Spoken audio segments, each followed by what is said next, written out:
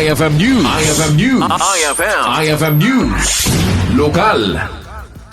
Inpakamo ni Vice Mayor Albert Chua iti City of Batac. Asaan na bumaba iti 1,000 ti mabenepisyaran ti Libreng Gupit apasat paylaang iti Charter Day iti syudad.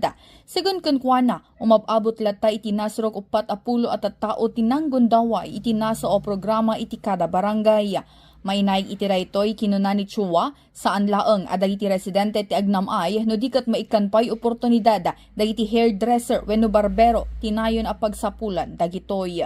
Average ngamin iti may nga barangay iti nasurok na 40. Nudat dumak madipay mabalan digiti i-hire tayo nga hairdresser. Jadi kiti naduma-duma nga hair salon no pa. Surok na no hindi na kami nagigida na schedule data di daw ubaling at talawan di parlor da. Nagyak marino almost 30.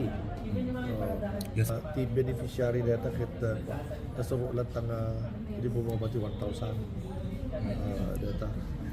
Kabayatan na ti Libreng Gupit kat narugi di Hunyo 24 kan agpatingga inton Hulyo 23 no sa dino amin na barangay kat maikan gundaway nga agpapukis. Daytoy kat libre maipaay karay ti mga yata, estudyante o binga na taengano wenno siya sinuman laket di residente iti syudad. Ti programa kat adda iti na ituding nga schedule iti tunggal barangay. Para iti IFM News, Idol Bernadette Toledo, Tatak, IFM. IFM News. IFM News. IFM News. Lokal.